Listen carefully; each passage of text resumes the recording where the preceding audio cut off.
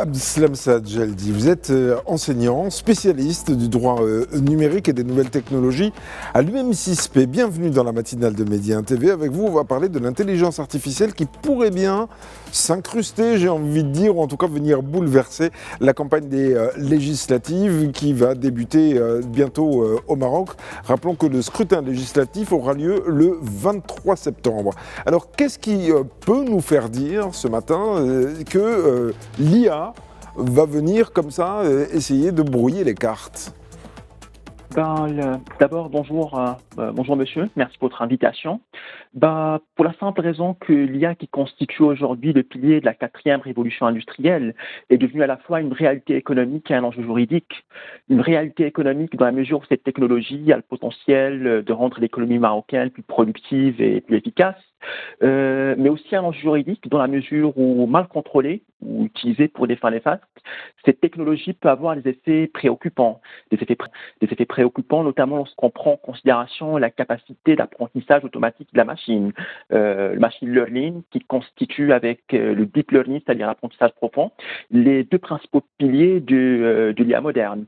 C'est pourquoi la tendance en tout cas au sein de la communauté internationale aujourd'hui est principalement d'essayer de trouver un juste équilibre entre innovation et éthique, ou autrement dit entre développement socio-économique et respect des droits fondamentaux, afin d'éviter toute dérive juridique possible, ou si vous voulez, essayer d'humaniser la technologie. Bien sûr, mais alors là, aujourd'hui, où nous en sommes, c'est ça qui est assez intéressant. Est-ce que vous pensez que les partis politiques qui sont en lice pour ce scrutin législatif marocain, est-ce que vous pensez que les partis politiques investissent des sommes peut-être importantes, on n'en sait rien, sur l'intelligence artificielle justement pour inonder les Marocains d'informations peut-être sujette à caution, j'en sais rien, mais en tout cas inonder les Marocains d'informations pour pouvoir faire leur propre promotion en vue du scrutin. De manière, qui dit principalement l'IA, lorsqu'on parle de l'IA, on fait principalement référence à ce qu'on appelle en droit international les droits numériques. Les droits numériques qui font partie de ce qu'on appelle aujourd'hui les droits de la quatrième génération et qui résultent principalement de l'usage de technologies numériques. C'est le cas de la liberté d'opinion numérique, la liberté d'expression numérique, etc. Mais pour un certain nombre de droits, comme par exemple la protection de la vie privée, qui constitue l'exemple typique de menaces d'ampleur, le fait de croître grâce au développement des technologies numériques et technologies de l'IA. Pour ce genre vraiment de droits, cette dernière constitue un risque auquel le législateur doit nécessairement remédier. Mais par contre, en revenant à votre question, moi je pense que cela porte principalement sur deux sujets que l'on peut considérer comme complémentaires. D'une part, la liberté d'opinion et l'expression numérique, et d'autre part, la question de la protection de données personnelles.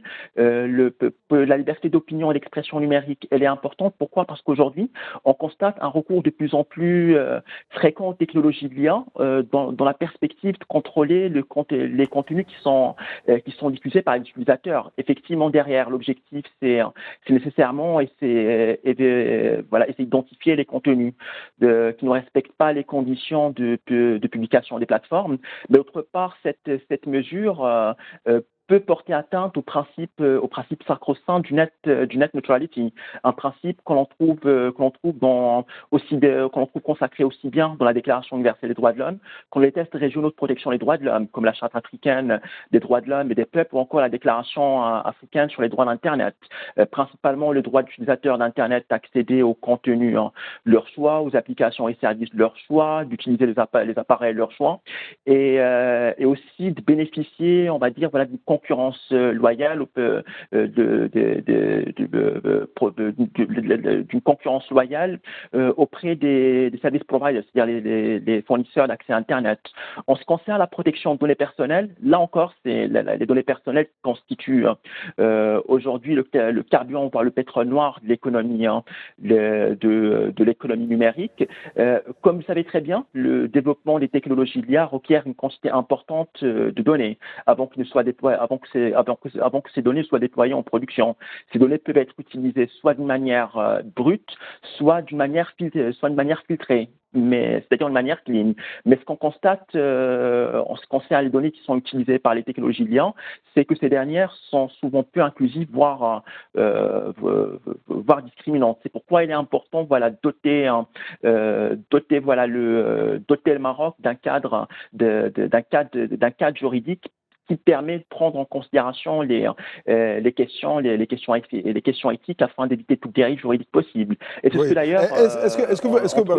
Non, non, mais il y a eu effectivement le législateur s'est penché sur cette question, pas forcément du point de vue numérique, c'est un petit peu parallèle, mais pour ce qui concerne l'audiovisuel particulièrement, s'est penché sur la diffusion d'un certain nombre d'éléments liés à la politique dans les périodes électorales plus particulièrement. Est-ce que vous pensez que le législateur a, encore une fois, malheureusement, un train de retard parce qu'il n'a peut-être pas pensé à l'intelligence artificielle? Je pense pas ça, monsieur, pour la simple raison que le dispositif juridique que dispose Maroc en matière numérique est satisfaisant dans l'ensemble. Si vous voulez, le corpus numérique marocain comprend 4 lois complémentaires. Il y a d'abord la loi 5305 qui a été adoptée en 2007 sur l'échange électronique des données juridiques, et ensuite la loi 0908 sur la protection de données personnelles, et plus récemment, avec la digitalisation croissante de l'économie marocaine, et sans oublier, on va dire, la numérisation de plus en plus croissante des pratiques, on va dire, des citoyens marocains. Il y a le Maroc qui plus récemment avait adopté deux lois, la loi 03-020 en 2022 sur la cybersécurité, et une autre loi en 2024 sur l'échange électronique, sur les services de confiance d'échange électronique. Aujourd'hui, par contre, le débat sur le futur de la politique numérique du Maroc est centralisé autour de trois thèmes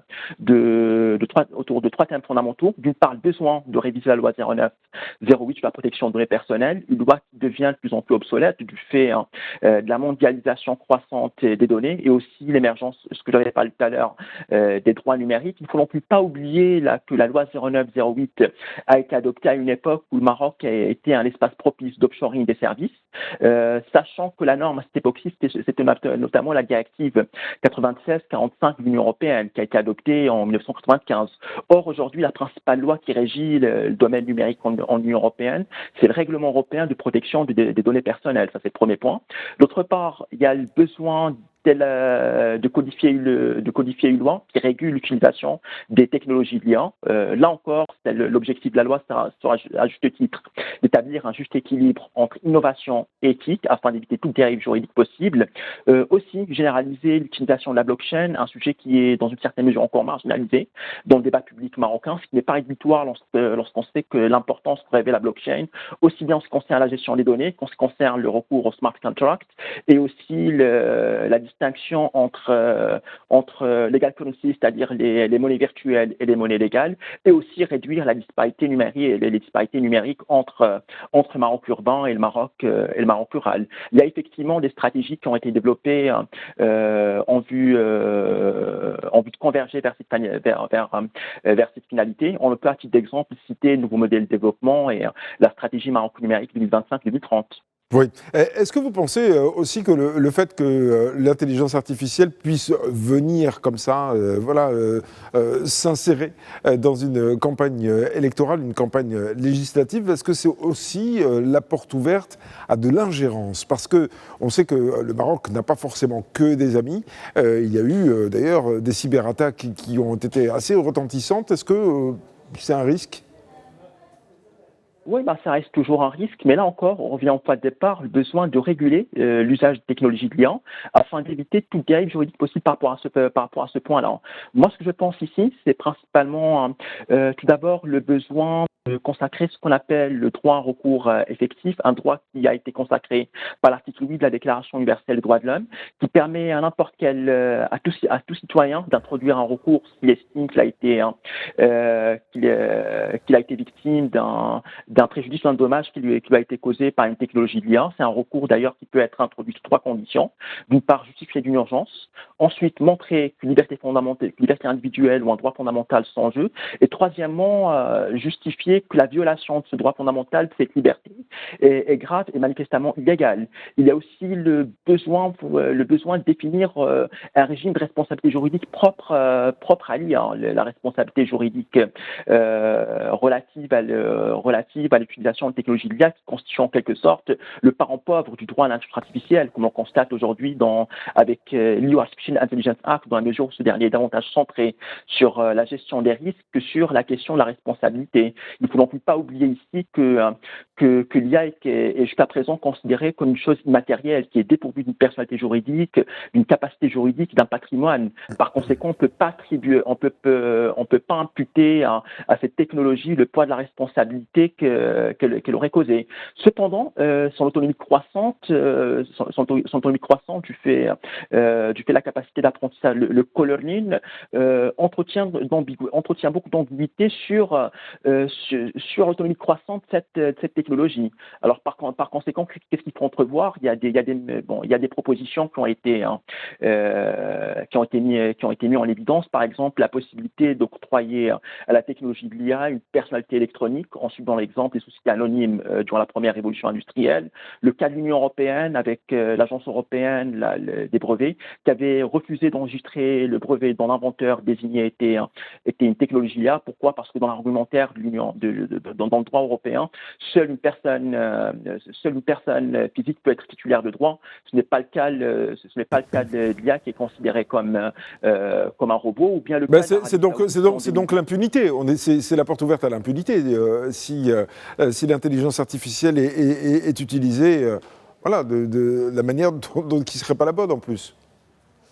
Non, je crois pas. Non, il ne s'agit aucunement pas d'impunité. Il y a, à vrai dire, des tests qui ont été adoptés aujourd'hui dans concert à la communauté internationale qui ambitionnent justement à réguler l'utilisation d'IA. Et parmi ces manifestations, il y a notamment un test, le cadre éthique de l'UNESCO sur l'usage de l'IA, qui constitue un test d'ampleur inédite de par son ampleur, mais limité quant à sa portée réelle. Pourquoi? Parce que c'est davantage un test de soft law qu'un test vraiment de hard law. Néanmoins, ce test avait consacré un certain nombre de principes juridiques fondamentaux.